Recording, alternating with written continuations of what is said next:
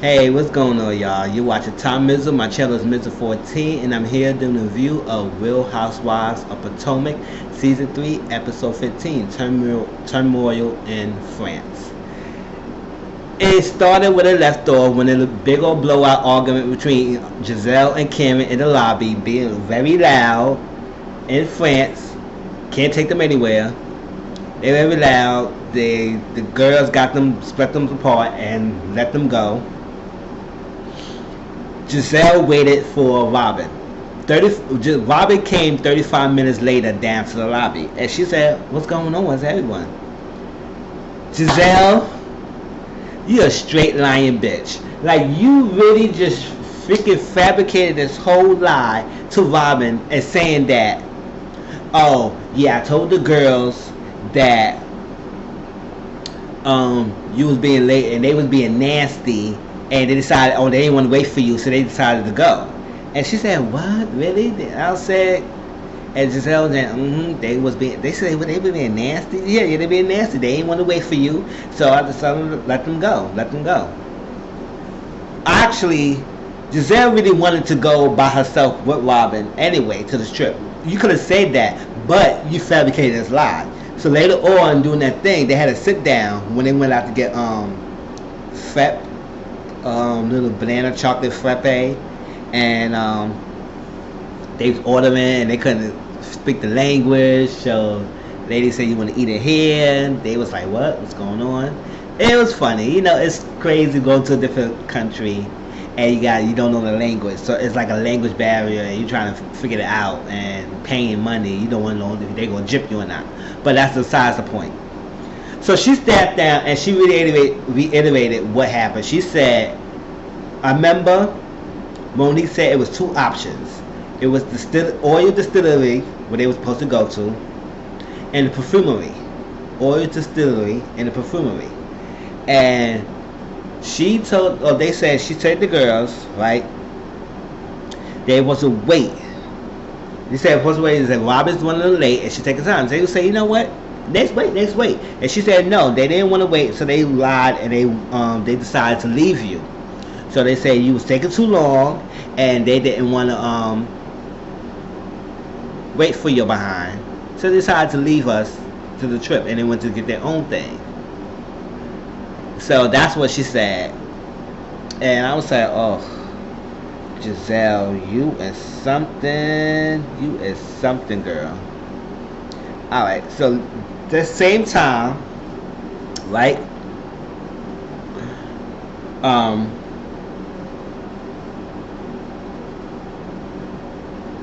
Yeah, the same time, the other girls went to the oil distillery.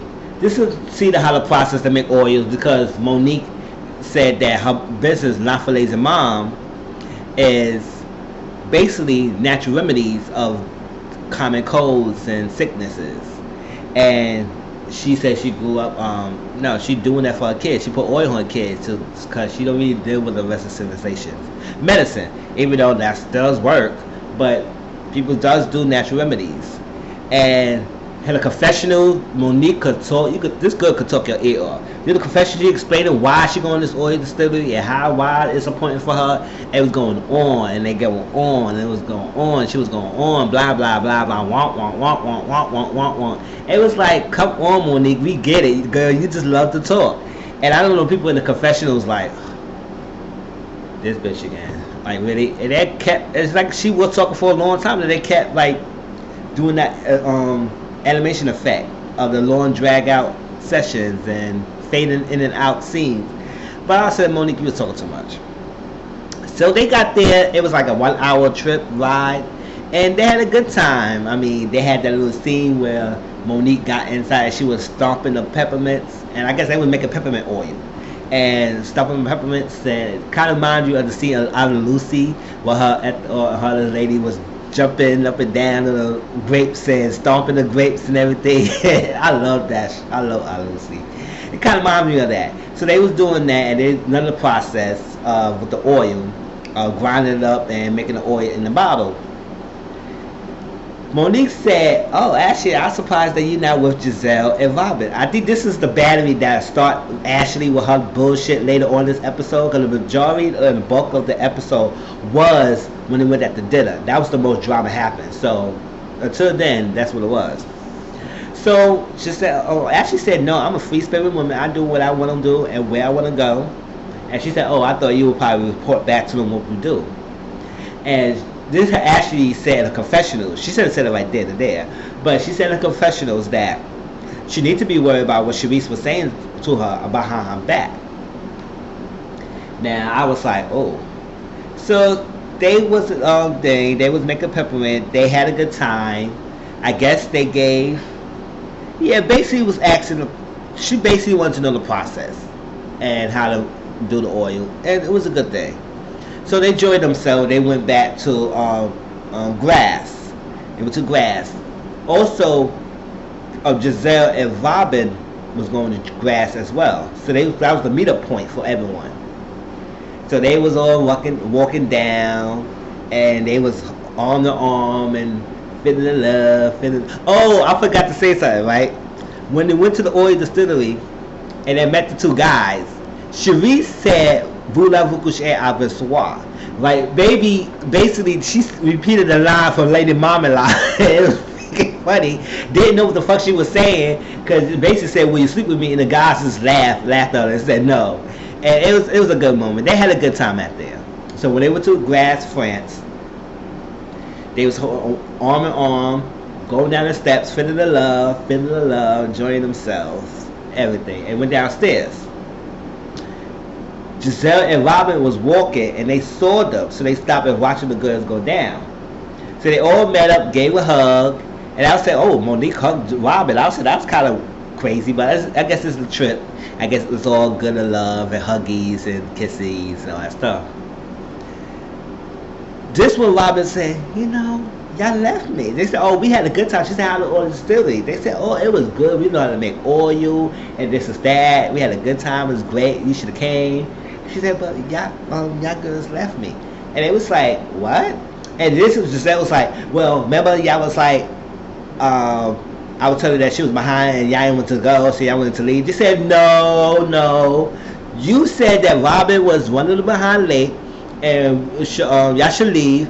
And we said, no, we will wait for her. And they consisted on saying they wait for her. And they said, yeah. And Giselle said nothing else. She said, oh, she said a confessional. She said, well, maybe I fabricated the story, but I just want to be alone with Robin. I said, you could have said that. You could have said that to Robin right then and there. You could have said, Robin, the girls wanted to stay. I told them to leave because I wanted to spend time with you by yourself. Point blank, period. You be the boss bitch. But now you want to lie, and Robin took your lie like it's face value and didn't really question it. And now it made you look stupid when they confronted you, and they all said, no, we was supposed to wait for you, Robin. But Giselle was the one to pushy, telling everybody to leave. No, don't wait for her. So I was like, if I was Robin, I would look at Giselle and say, yeah, we cool and all, bitch, but you didn't have to lie, bitch. Like, seriously, you did not have to lie, Giselle. You did not have to lie. So that was that. Then they all went to the perfumery, because remember, Monique said that just Cameron is starting his perfume line, so it would be a good spot for Cameron to get some knowledge, outside knowledge of the American industry, how they make their perfume, and see how other countries make theirs. And she maybe can get some experience and awareness of different perfume making, and maybe expand her options. And so learn. So Cameron said she didn't have to do that, because I'm grateful that she included me into her planning of the trip.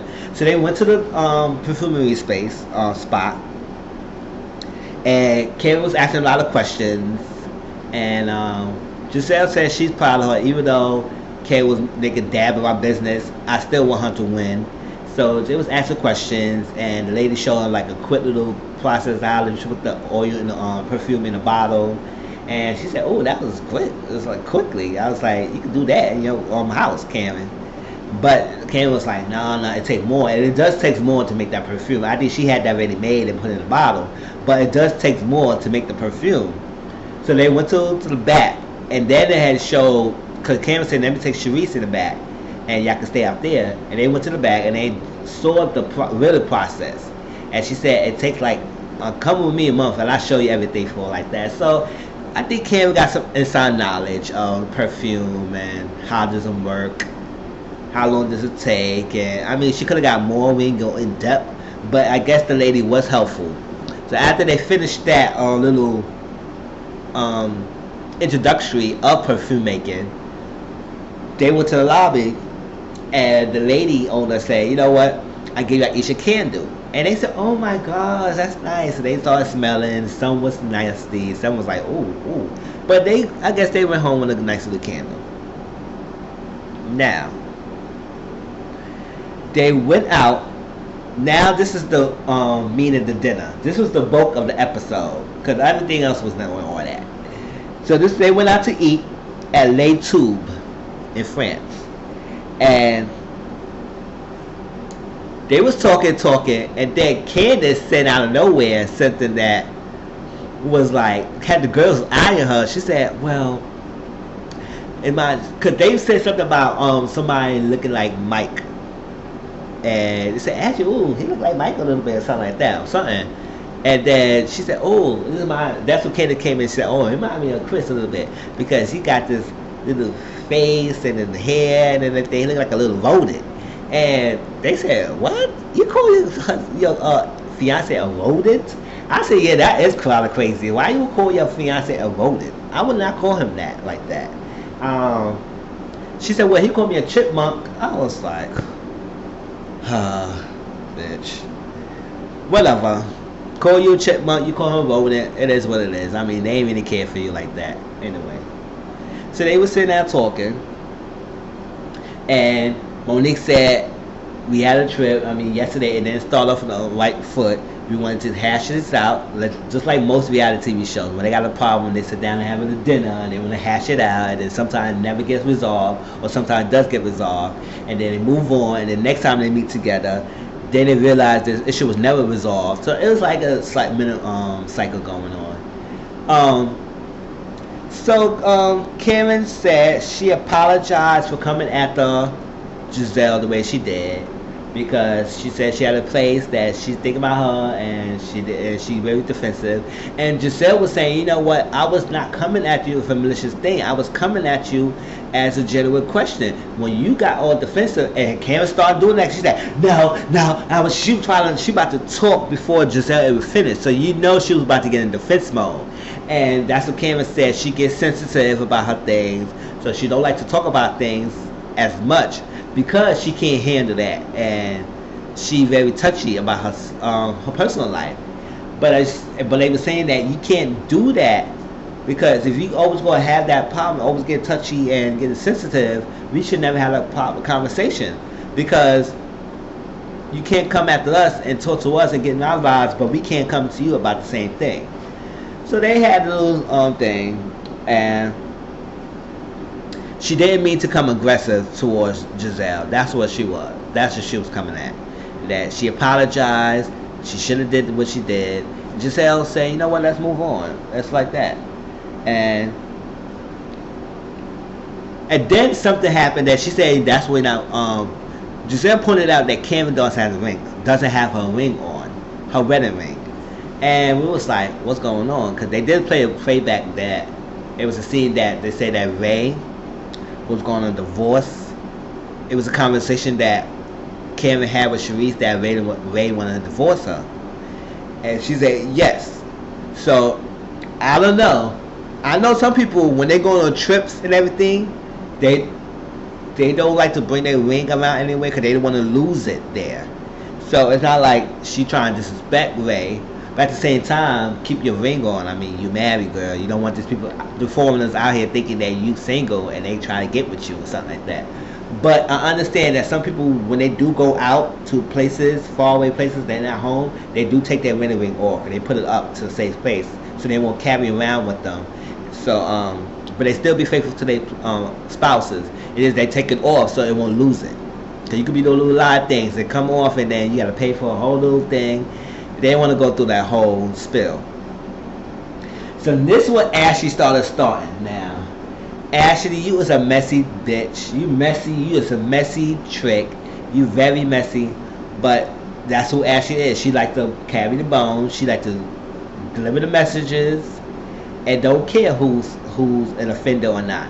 And this is all stems from actually her own problems, her own marriage, because Mike don't want to give her kids and everything, and it's like crazy. And she's really like in everybody's business. Worry about your own business with Michael. Worry about what he's doing. Worry about if he gonna give you kids or not, which we know he's not gonna give you. And worry about if you gonna stay in that marriage or not, in that prenup. But you into everybody's business. So she started off. She said, "Well, Karen, why are you always lying?" She's tired. Well, we all know Karen lies. We all know Karen's like to lie. She had to fabricate her stories. She don't keep up with her lies. She said one thing and then she said another thing another time. So that's how Karen is. So they was going back and forth, and Karen said, Ashley be okay. You know, she just dismissed Ashley because she don't care for Ashley like that either. It's like, you always want to say this. I said, why are you always lying? And she said, what I'm lying about? She said she knows something about Ray that nobody else knows about her. She said, what do you know about Ray? What do you know about my husband? I know everything about my husband. She said, well, Ray wanted to pack up and go to Florida and leave Cameron behind. So everybody was like, what? Well, this is what Cameron said. Well, listen, look at that. Listen, it's kind of retirement, and then Ray want to go to Florida, and I love Maryland, and I love my husband. So I was like, all right, Cameron, calm down. Calm down. It's not that serious, Cameron, but you, the only one who's supposed to know about this is you and Ray. So if whatever Ashley's saying and how the hell Ashley getting her sources, it is what it is. If she's lying and she's faking it, just don't get rattled up. You're getting rattled, Karen, and that's why I make people think that you lying. So, and that's when it brought up the question. That's why you're not wearing your red ring, because he want to leave you. She said no, and then she said, well, we all good. Me and Ray are good. I said, yes, y'all good. Nobody knocking you off. Nobody want your husband Ray. So, and then it seemed like it got cause Giselle said, you know what? Let's let it go. We good. We gonna let it go. You apologize. I'm not mad. Let's move on. And that's how we do. We fuss to fight. We can move on. And then it came a little bit harmony. And here go Ashley again. She said, well, Monique, since you're getting along, I kind of find it funny where you and Sharice are cool and buddy, but Sharice was saying a lot of things behind your back, and it's not good. And she had a problem with you taking on her contacts. And Monique said, what? What are you talking about taking part of the contacts? I said, I don't need Sharice's contacts. I have my own contacts. My husband is a good, famous football player and everything. And we had to build a clientele. So if I don't need Sharice's contact. And this how Giselle and Robin is jumping in. She said, well, did you say that, yeah, you feel some type of way that Monique is taking your contact? Did you agree with me? Did you agree with me? And Sharice was like deflected. She was like, well, tread lightly. I didn't say anything bad about Monique and everything. I mean, she was saying stuff like that, and Bob was playing flashbacks of what Sharice was interacting with Giselle, and she was interacting with Robin, and she did agree with some of the stuff that they was saying, but I guess just Sharice at the table was like, no, that's not what I said, that's not what I agreed on, and she wasn't really admitting to a lot of the things, but I mean, they worked it out, they hashed it out. Now, it was also brought up a problem that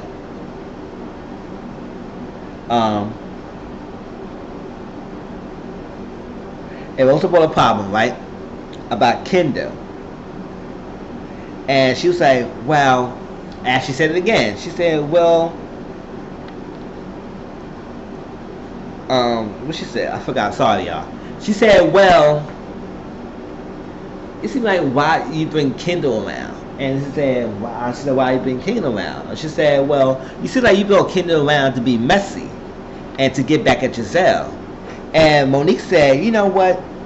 I would never be that type of person to bring someone around to get with Giselle, because I would never do that. And they was all clocking, and Robin and Giselle was going at it. She said, yes, you did. You was being messy. Just admitted that. You said, I was being messy. I wanted to get at Giselle. And Monique said, no, it's not my backstory. You don't know the backstory why she came around. She said, you brought her around because, at your event, because Giselle was going to be around, something like that. She said, no, I brought her to my event because I know Giselle was not going to be there. So I brought her there. And then again, it was revealed that Sharice brought Kendall around. And Giselle was taken aback because she was like, you know what? I thought me Sharice was cool. I mean, I don't know. I mean, the way they were playing the things back, it looked like Sharice wasn't fully 100% cool with you, Giselle. She played along. But if Sharice did bring it around, she did bring it around for some reason. And she said she bought Kendall at the Hurricane Relief fundraiser, and Giselle didn't see her, I guess. And then, but the charity event that Monique did, Monique invited Kendall. So yes, if you didn't want to bring her, if you knew the backstory, especially you knew that Kendall told you about Giselle, but it was a possibility that Giselle could went to your event, why you brought her to the event? So you did carry the freaking bone, Monique, and Chase took with it to bring it further to your event. So it came back on you, and then it was like she was trying to deflect, and they did get on Sharice a little bit, and Sharice hold her ground, say what she had to say, but I don't think she really admitted a lot of things. So she said she did that, got her for it, and Giselle said in the comments, I knew what the hell Monique was doing. I'm gonna get you, bitch. I'm gonna clock you. She clocked and deflected because she did deflect it off of her, the heat off of her, and said that it was Sharice wanted to bring Kendall. Yeah, maybe Sharice did bring Kendall around at first because I think Sharice knew about the relationship with Kendall and Sherman and Giselle messing around. But Monique did invite her to her event. So it was like Monique flashed door to that problem and she went with it. Now after this, here go Candace. Now Candace timing is always off, so that's when she started to interject because the guy of the LeTube said, if y'all had nothing else to do or anything to say, y'all need to leave because y'all had to go out. They kicked us out. She said, so that's what Candace said. You know what? She wanted to bring it up because she said she didn't like how they laughed at her when she was trying to spread her issues, and she wasn't supporting and advice for the girls, but they laughed at her, and everybody was like, oh my gosh. But Monique said she didn't laugh.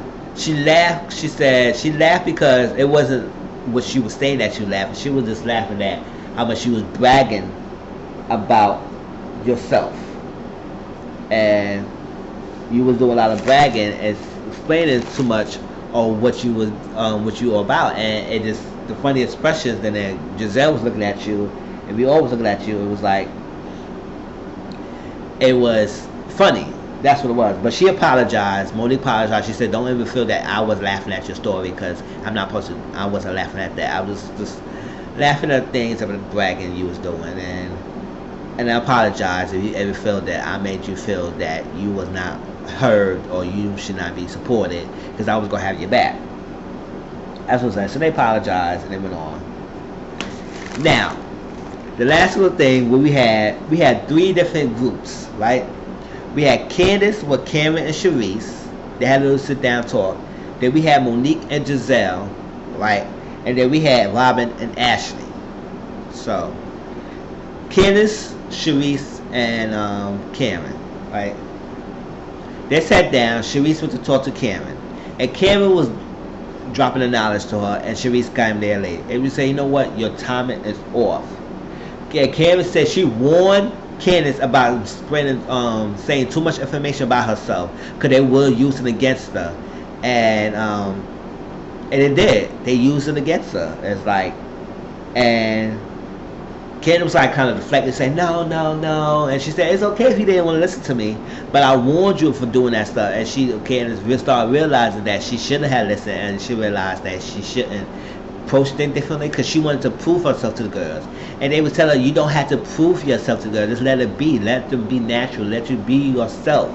And then they would come around because Cameron told her these girls are vultures. They will attack you at your own little thing, if you not careful and confident, careful of what you're saying. Because they will use their turn around against you. And that's what happened to Candace. She experienced that. Candace felt she'd been dismissed by the girls. Like, they didn't care for her. They didn't like her when she came in and joined.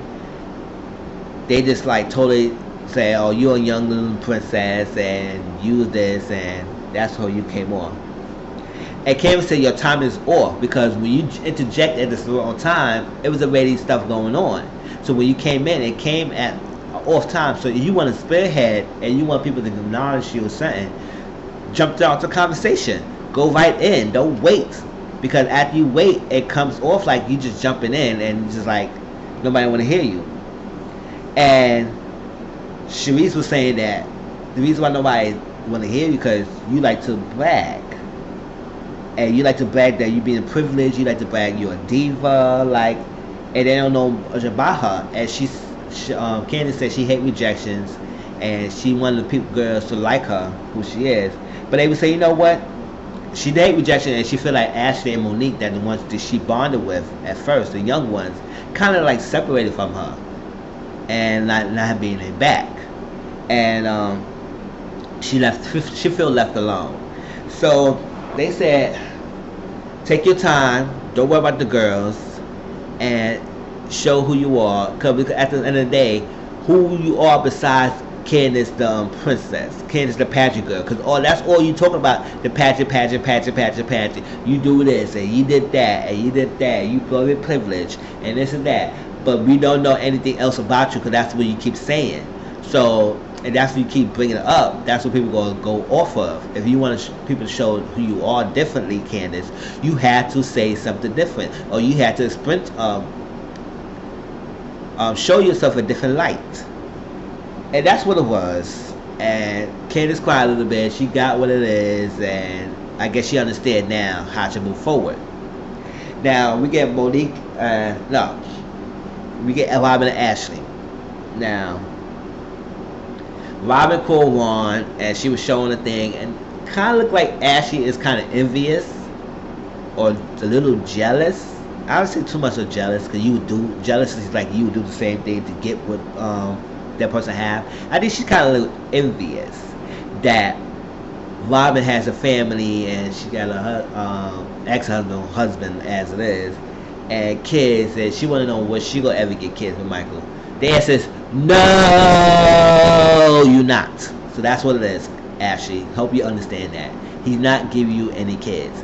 So yes, you can be envious of Robin and how she is, and when you gonna get kids, but that's not gonna happen, Ashley. And they've kind of making fun of Candace, Robin, and Ashley, and saying, "Oh, she do this. She too privileged. She too princess-like. I can't understand this." And Robin said, "I grew up the same way as Candace. I was very privileged. I grew up with a spoon in my mouth, but I don't feel like I need to show off and brag and prove myself and tell other ladies about it, because I don't need to define myself by that. I'm who I am." So I was like, oh, okay. So right now she can't relate to Candace at the moment. Remember, Robin said she was liking Candace, but now as Candace keeps doing this braggadocious behavior, Kyla is like, Robin's not can't relate to her now, and she's starting to push away from Candace. Now we get this last scene with Monique and Giselle. Monique got dressed up, invited Giselle, knocked on Giselle's door for breakfast. You know, Giselle was in the morning part. She said, "Listen, what you knock on my door this morning for?" What she wanted to talk about? She said, "We need to talk and hash him. I bought breakfast. I bought some crepe for you," and you know, Giselle was gonna eat, and you know, Giselle didn't want to be bothered, so they wanted to have a talk. She said, "Oh, come on, I want to have a peaceful morning. We will have problems. It's like, it's going to ruin my day." She said, "No, it's not going to ruin my day." So Monique said that she woke up thinking heavy on her things. Both she feel kind of lighter. And I said lighter. And she felt good. Like a weight lifted off of her. Basically, that's what she said. And Giselle said, "What do you mean by that?" She said, "Well, yesterday about the Kindle thing, and it realized that it was Sharice the one who brought it up, and Giselle clocked that. She was like, girl, um, you don't want to feel like you feel like you the innocent one. So you made it seem like you put all the blame on Cherise to make it like you the innocent in this whole situation. And Monique said, no, I'm not really innocent. I just like, yes, I took Kendall and went along with it, the plan with the Kendall. But I'm not guilty about that either. I'm not guilty about what I did. No, I'm not so innocent about what I did, but at the same time, I'm not the full blame of what happened.